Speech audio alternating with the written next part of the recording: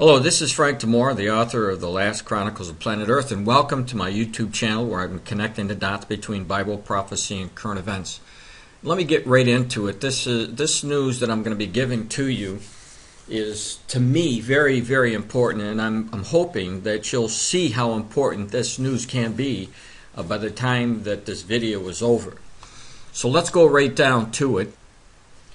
Now, if you've been coming to my YouTube channel, you notice that I've been putting a lot of information up about the Ezekiel 38 war.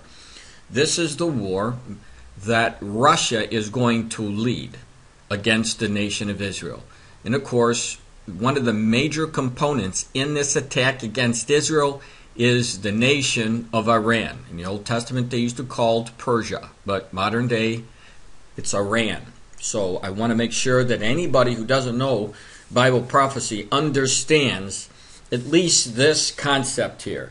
The Russians in the near future are going to mount an attack against Israel. Their major allies are mentioned in the Ezekiel chapter 38 war. And I'm going to concentrate on one of the allies, Iran, for the purposes of what I'm going to be talking about and connecting what we just saw in the news.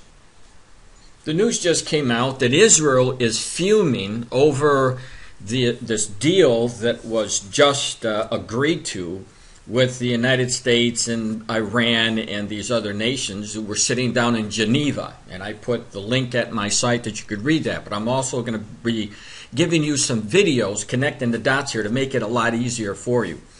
But so that you'll understand that Israel and Iran are already at odds with each other. And for the last 5 years, I've been telling everyone that get ready, that Israel is going to have to do something to take out Iran's nuclear project, or the quest, if you will, for a nuclear bomb that they are going to use, or at least make an attempt to use against the nation of Israel. Israel knows that, and obviously Israel's going to have to do something. I've been trying to prepare everybody for what's going to happen here. So let me go down here. What I need to show you is something very, very interesting, because a couple of the videos that I'm going to be showing you have to deal with this period of 6 months that the United States and these other nations had just given Iran to comply with their nuclear program. And it is something that I've been warning for the past 5 years. What I've said, for those people who don't know what I said that Israel is going to continually hear these nations doing nothing to really stop the Iranians from trying to get a hold of a bomb. And that the sanctions aren't going to work. Iran's, over and over, their leaders have said, one leader after another said that they're not going to give up their nuclear program, no matter what happens, no matter what kind of sanctions. And we know that even now with Rouhani, who is the new president. And so what I've been telling people is that get ready, because you're going to see in the next 6 months probably the same thing you've seen in the last 5 years. Just hesitation, just ways of delaying what is really inevitable. And that is Iran wants to get that bomb to wipe Israel off the map. And you're going to see that I'm not just spewing smoke here. The Israelis and other people are seeing what's going on. I'm going to connect the dots for you. I'll stop talking, and I just want to bring this to your attention. But the heart of the matter here is this. There is a period now of 6 months that they reached in Geneva, all right? Starting now until 6 months, guess where that leads? That leads to April of 2014. What's so important about that? Why am I finding this time period very interesting? Well, let me show you. There are 4 blood moons that are coming, and these blood moons have been very significant in the past dealing with the nation of Israel. And of course, the Lord gave us information to look for the signs of His coming. Let me show you something here. I'll just scroll down for a second. So let me go to Joel chapter 2, verse 31. Because this is where the Lord begins to tell us about these signs that He wants us to watch for. They're signals, all right? Signs in the sky that we are know that these signs are going to be indicative of the last days. Look what Joel says in verse 31. The sun shall be turned into darkness and the moon into blood before the great and the terrible day of the Lord come. Now, in the New Testament, Jesus is quoted as saying, immediately after the tribulation of those days shall the sun be darkened, and the moon shall not give her light. And then shall appear the sign of the Son of Man in heaven. And then shall all the tribes of the earth mourn, and they shall see the Son of Man coming in clouds of heaven with power and great glory. And this is in Matthew chapter 24, verses 29 through 30. Now, in the book of Acts, we also see the mention of these last days signs, these blood moons. All right? And I will show wonders in the heavens and in the earth, blood and fire and pillars of smoke. The sun shall be turned into darkness and the moon into blood before the great and the terrible day of the Lord. So what we see in the New Testament is actually reinforcing what was prophesied from the Old Testament, from what Joel told us. Now, one thing that you have to understand is we have these moons coming up, the blood moons coming up, and they're very, very significant, and I'm going to show you why and connect why it is so important to at least watch what's going to be going on in the next 6 months, the time period that has been given to Iran to halt their nuclear program and to let the people go in and to observe everything that they're doing. So the first blood moon, when does it take place? Well, it's on the Jewish Passover, their holiday, and I'm going to explain a little bit more about this later.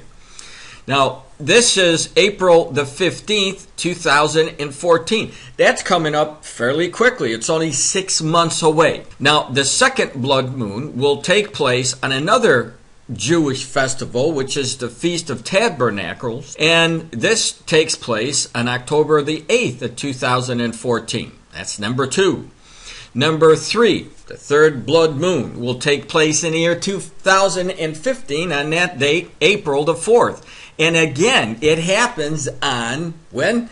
A Jewish festival. Appointed festivals that the Jews had to observe. That's what God told them to do. Now, the fourth one, the fourth blood moon, September the 28th, 2015, and that one also falls on the Feast of Tabernacles. So you can see that on the very days that the Jewish feasts are held, something is going to happen. These Jewish festivals are going to be seen around the same exact time as the blood moons are coming. So let's first of all take a look at what happened in the past. And I'm going to show you a little bit about this and take a look at the 3 previous blood moons. Of course, this is going to be changed because I was typing very quickly. It's supposed to be moon events that affected Israel. And they include the expulsion of the Jews in Spain in 1492. In the years right after Israel was declared a nation, a major sign of Israel's second birth, which is also a prophecy about the nation being born by Jesus in Matthew chapter 24, when he talks about the fig tree and how it was going to be born again, and the leaves or the branches were still yet in 10. We know that Israel, 1948, was a nation. In 1949 and 1950, we saw these wars. So major deals on the blood moons. Then in 1967, again, war against Israel, and again, blood moons. So we know that major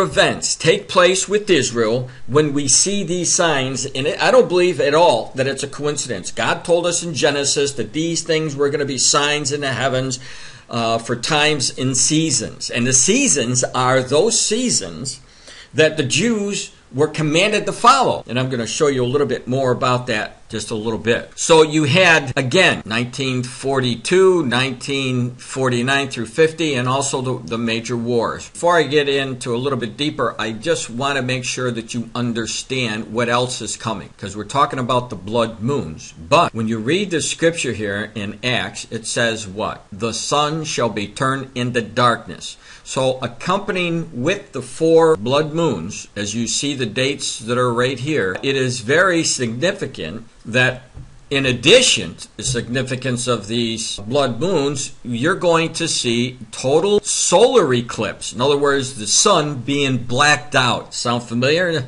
just like Acts said. Now, the total eclipse is going to happen on March the 20th of 2015. And this is going to be taking place, very significant, on the biblical calendar of Nisan 1. Now, Nisan 1 begins the religious new year according to the scriptures. So again, very, very significant in events that are taking place and have taken place. And here we have a total solar eclipse beginning with the religious new year, followed by 2 weeks later by a total lunar eclipse, blood moon on Passover, followed by the next solar eclipse, which will be partial on September the 13th, which is just so happens, by the way, it's going to fall on Rosh Hashanah. And there's many people believe that Rosh Hashanah just may turn out to be the rapture of the church. Now, we're going to have to wait and see. And I don't believe any smart pastor would ever tell you exactly, yes, get ready, we're leaving on such and such a date. Because it is very, very clear that the Lord said to us, no one knows the day or the hour. However, the Lord gave us the signs, and he said, when you shall see all of these things, know that it's near, even at the door. And when we see all these signs, what does he say? Look up, because you know that your redemption draws nigh. So, by looking at the times and the seasons, we know from Genesis, the Lord is going to give us signs about the seasons, marked by signs in the sky. So we know that the Jewish holidays are tied in with these signs, indicating for us signs of the Lord's second coming.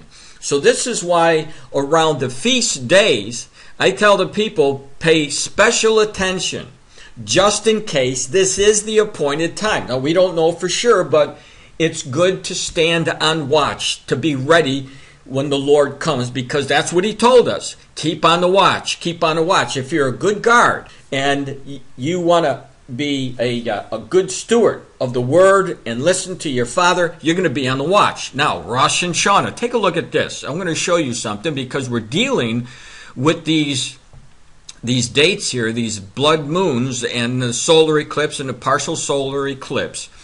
Take a look at this, because if Jesus fulfilled to the very day the first 4 festivals that took place in the spring, on the very day, what makes you think that he's not going to carry through on the next Jewish festivals that haven't been fulfilled? And I'm going to show you here. And now it looks like the dates that are coming with these 4 blood moons that are falling on those feast days, it just really makes you think. And it makes you, at least for my life, and I'm hoping those that love Jesus, makes you want to get ready just in case. Now look at this. On Passover, what is Passover? Well, that was Jesus' death, okay? That is the Jewish feast. Now these that I'm talking about took place during the spring. These are the spring holidays of the Jewish feast. And first there was the Passover, and then you had unleavened bread, which is significant, and that was the burial of Jesus Christ. And then you had first fruits. That was the resurrection from the dead, Jesus Christ, 3 days later, resurrecting. And then 50 days later, you had the Holy Spirit dropping on the church to begin the witnessing for Jesus, to establish the Word of God around the world. And that was the Pentecost. Now, all of those were fulfilled on the very day. The very day. And it wasn't a coincidence. And in order for this to take place on those very days, the odds against this, they're astronomical. Now, the next feast that is going to be fulfilled, if Jesus fulfilled those first 4 feasts, is trumpets, or the feast of what? Take a look. It's Rosh Hashanah. So if the trumpets blow, now again, keep in mind I'm saying if, because I don't know for sure, but it certainly looks like it's a good possibility.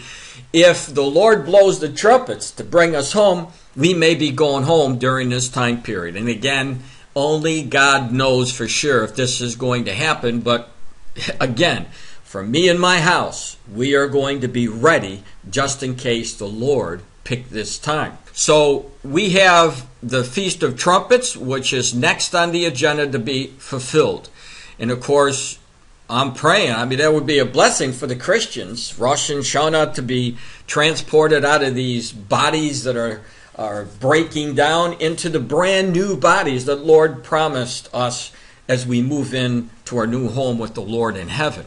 So the blood moons, very, very significant in what's going on. Now, let me go back here because I need to connect the dots so we know that in the next 6 months, things may, if this is the appointed time, let's just go at that presumption that in the next 6 months, Iran does not follow through like they haven't followed through in the last 5 years. And again, I said they weren't going to stop their program, and I believe in my heart that they are still not going to stop this program. In the United States and all the rest of those people who trusted Iran will find out at the end of the 6 months they made a huge mistake. All right? So knowing this, it's bringing us to the point of April of 2014. That would be around the very time where the first blood moon is supposed to come. And is it possible, like these other dates that took place, for example, the Yom Kippur War in 1973, that took place on Yom Kippur, the holiday, one of their Jewish festivals. And is it possible that in the next 6 months, Israel will attack Iran to stop their nuclear facility? And will that cause the beginning of all of the rest of the prophecies to be fulfilled, which haven't been fulfilled yet? And I'm talking about Psalm 83 war, the Ezekiel 38 war, obviously what we see in the book of Revelation, all of the plagues, the vials, and the bowls that are going to be poured out on an unrighteous world. So knowing that Iran is, at least I know that Iran, all they're doing is they have manipulated Barack Obama, John Kerry, and everybody else who falls or is falling for this deal. And you'll see this here. Look at this news. I'm having the link for you. It says Iran's moderate new president takes aim at the Zionist enemy. In mocking the threat of the Israeli military action against Iran's nuclear program, Rouhani, and this is the president of Iran, last week told a gathering marking the anniversary of the 1980 to 1988 Iran-Iraq war that when a miserable regional country says such things, it makes you laugh. Who are the Zionists to threaten us? I mean, what he is, a very proud person. And we know from the scriptures, pride before the fall. And this is definitely what's going to happen to Iran. Says, far from taking the conciliatory position in foreign affairs, Iran's IRNA news agency reported that Rouhani had reaffirmed his nation's commitment to embattled Syrian dictator Bashar al-Assad and Lebanon's Hezbollah. Now keep in mind, the Assad is from Syria. He is in Psalm 83 war. So is Lebanon and the Hezbollah. So that together they could be a better deal with our enemies in the region. They're going to, in other words, the better deal with their enemies. They're talking about, guess who? Israel. Now, again, you're going to see it over and over again. These people have been saying that they're going to eliminate Israel off the face of the earth. All you have to do is read Psalm 83, verse 4, because it says the exact same thing. They're going to say these things, and they're saying them right now. So what I'd like to do is get now some news that just came out, keeping in mind that there's a 6-month limit.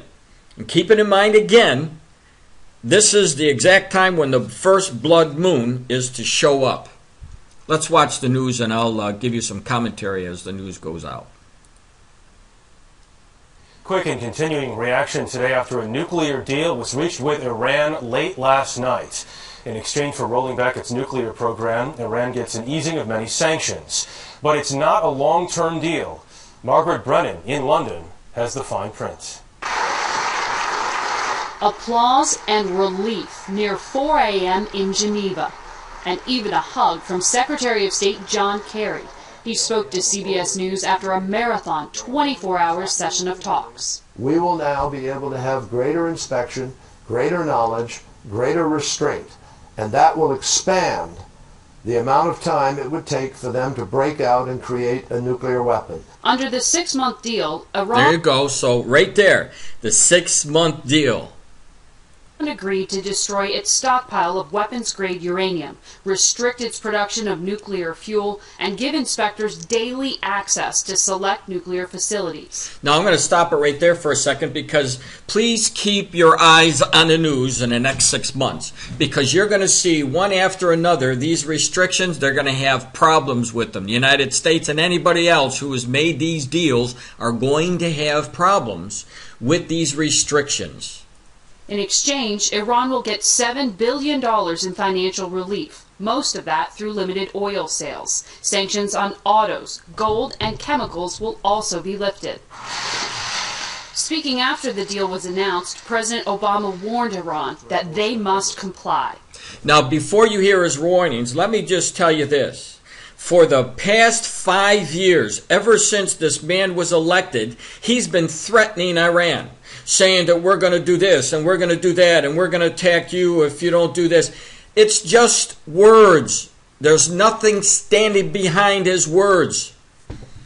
And he's allowing Israel's enemy to get a bomb that Israel's enemy wants to use to annihilate this country. And we're talking about Israel. If Iran does not fully meet its commitments during this 6-month phase, we will turn off the relief and ratchet up the pressure.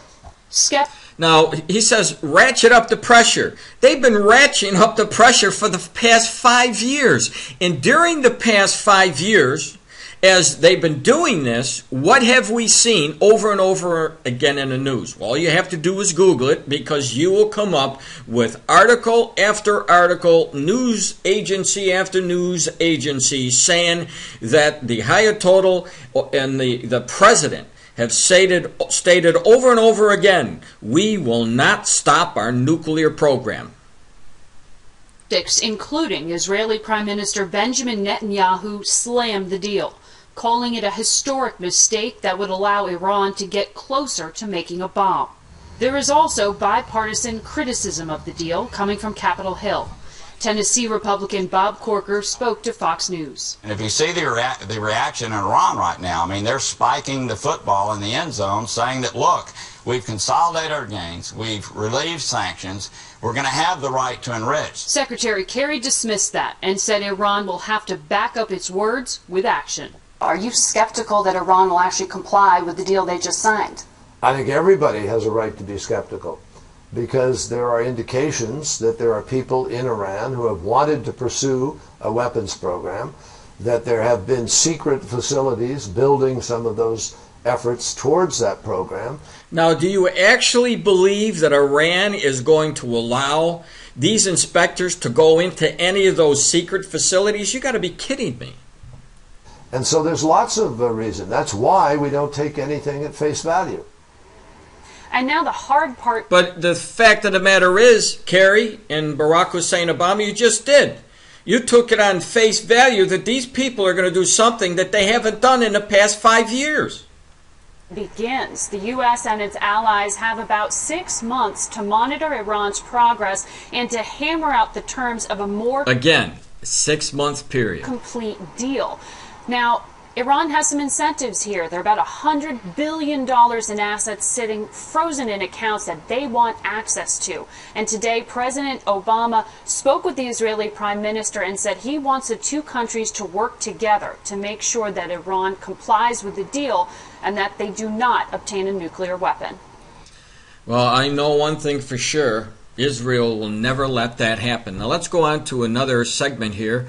This is a little bit longer, but you'll see things that are being tied in. Very, very important. I'm Wolf Blitzer in Washington. We're following the breaking news, a historic deal between Iran and the international community over its nuclear program.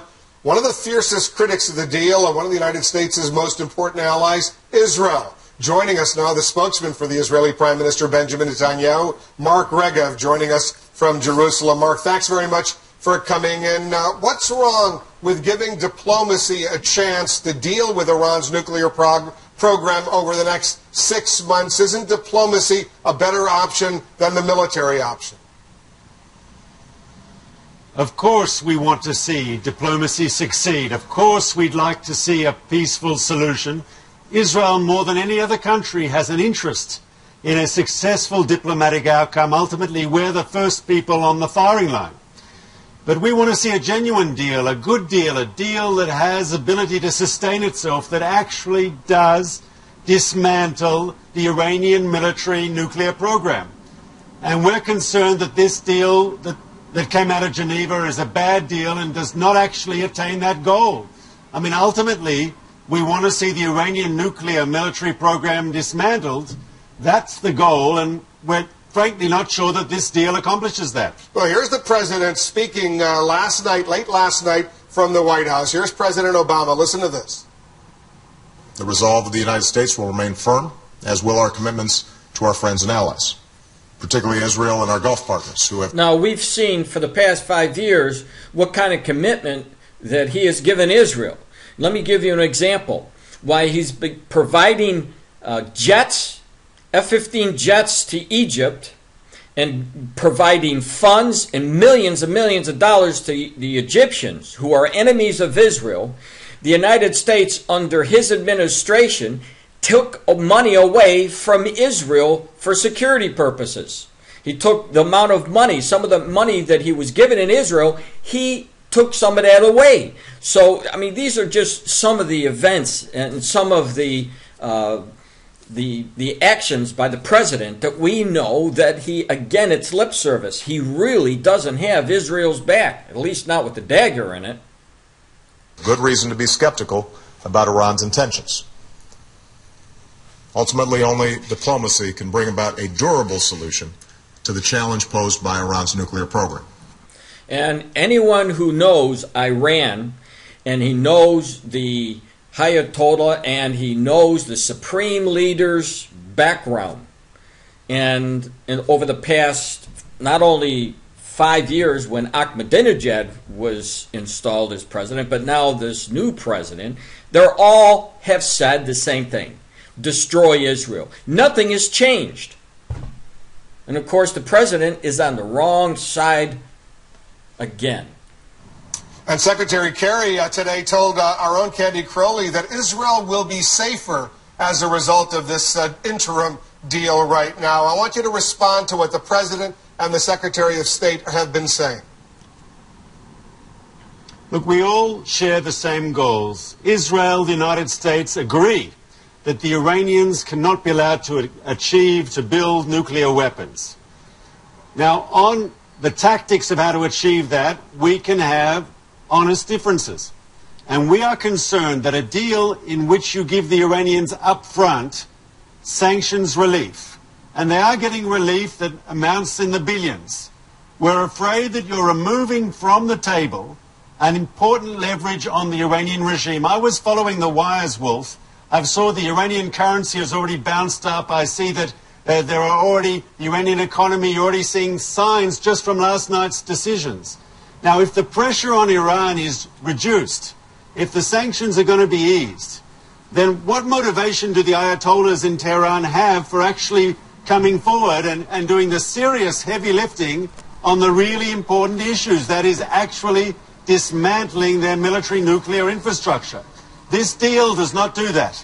They don't have to dismantle a single centrifuge. They don't have to dismantle that plutonium-producing heavy water reactor.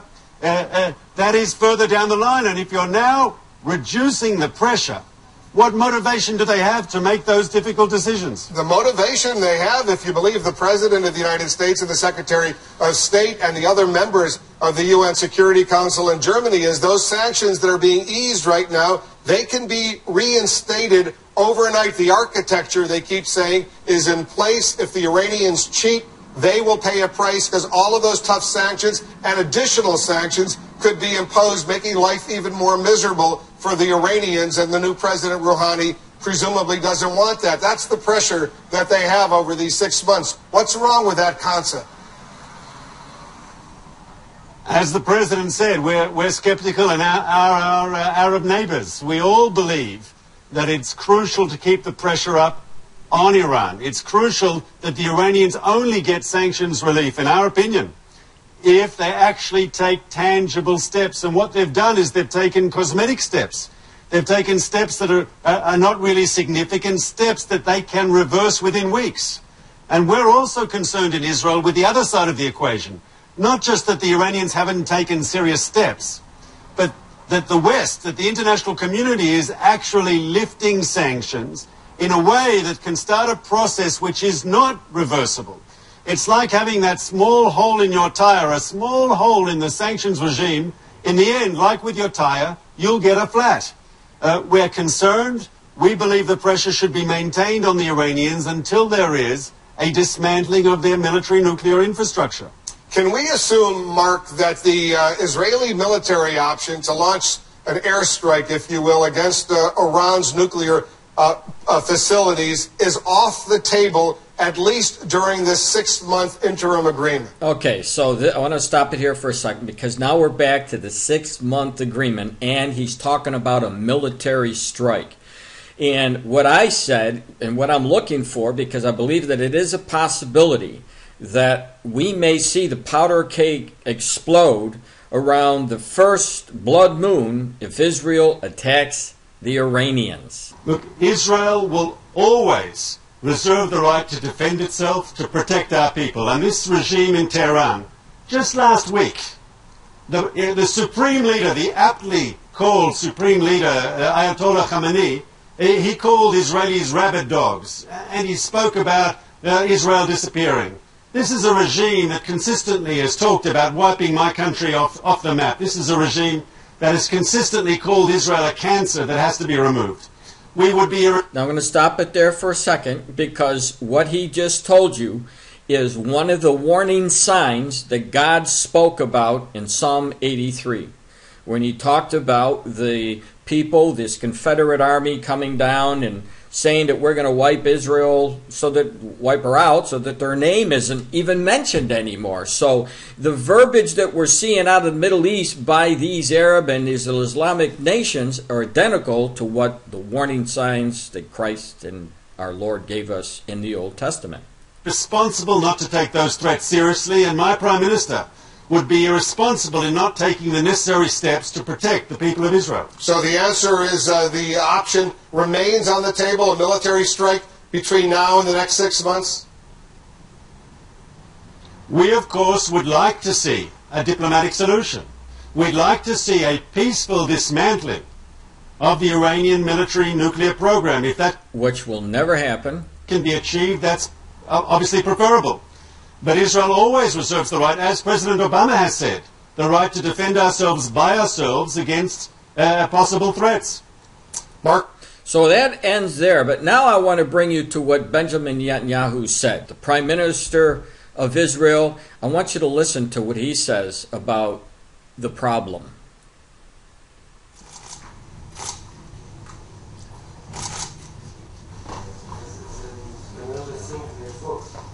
This agreement has made the world a much more dangerous place. I know that many share the concern of Israel, especially in the region, and there's a reason for this.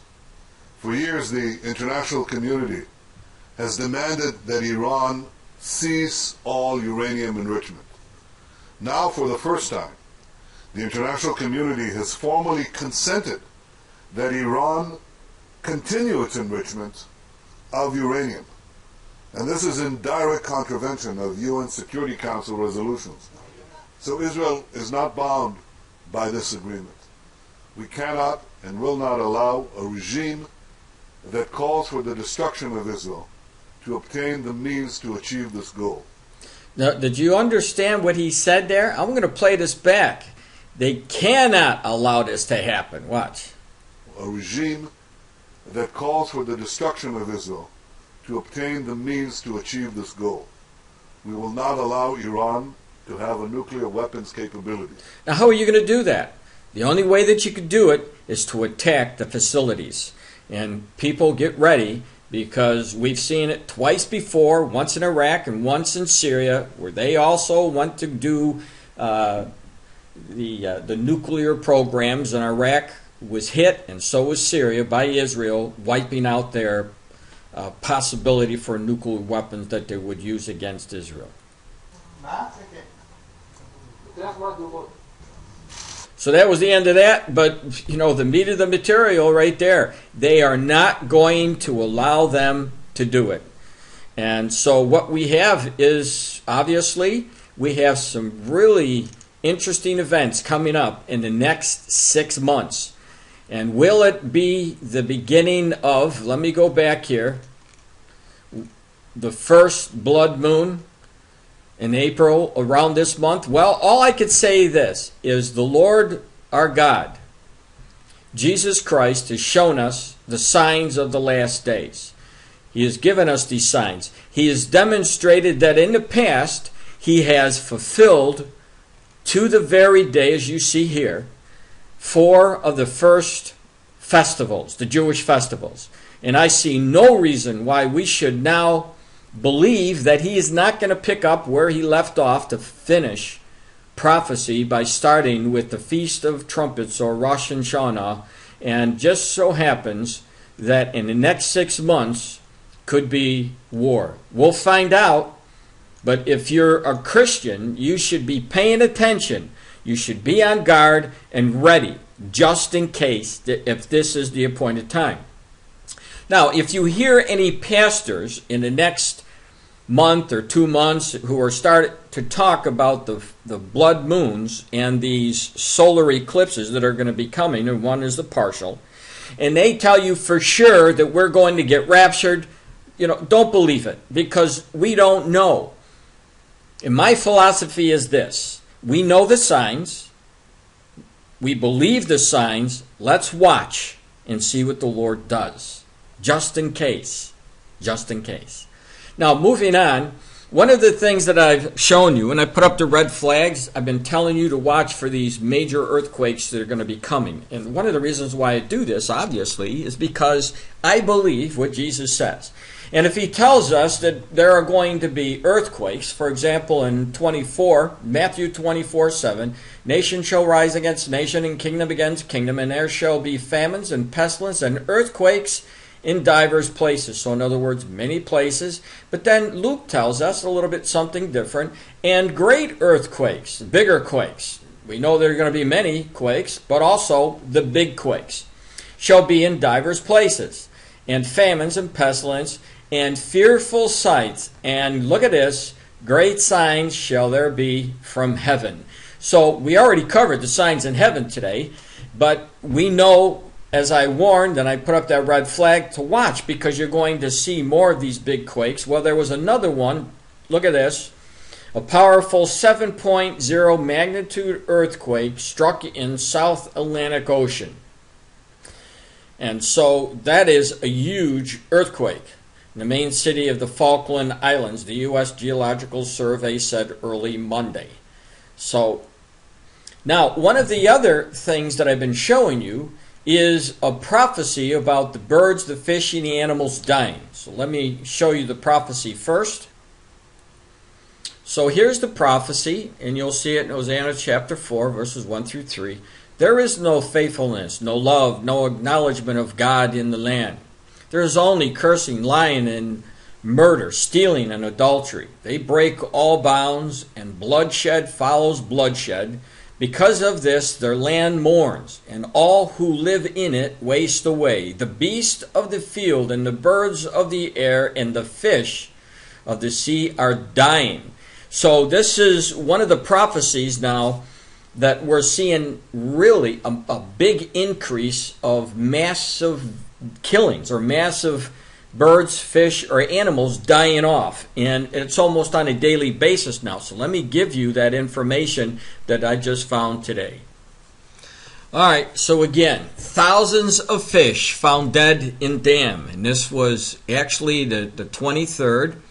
This was some of the newest news that came out about the fish dying off. And you'll see here tens of thousands of dead fish floating in the Chinaman Creek Dam on Saturday. Species include the barramundi, the freshwater catfish, bonnie brim, and the butter brim lying to the edges of the dam. So massive killings, dying off. Now when you read the article that I put the link here for you, you'll see that they believe that it had to do something with oxygen depleting. We know as the waters heat up, it takes a lot of the oxygen out, and the fish suffocate. So it may or may not be the case. They're still looking into it, but the bottom line is this: massive die-off again. This is what the Lord told us. So what I'm showing you here is only a little bit of what you're going to find in my book, just a speck. I mean, what I wrote in this book, the documentary, The Last Chronicles of Planet Earth, it's, for a lot of people, it's probably overwhelming, the amount of information. But if you really want to find out if Christ is who he said he is, you're going to want to read my book, and I give it to you for free. I mean, if you could find a better deal than that, you take it. But this is 38 years of my life's work to show you that Jesus is the Messiah. And we're running out of time. And who knows if the blood moons are coming that will begin the tribulation period. You want to get right with the Lord today and not wait. So take the challenge. Go to my website. Just scroll down. Follow the pointer right to The Last Chronicles of Planet Earth and begin reading today. God bless. I'm praying that my ministry will lead you to the Messiah, Jesus Christ.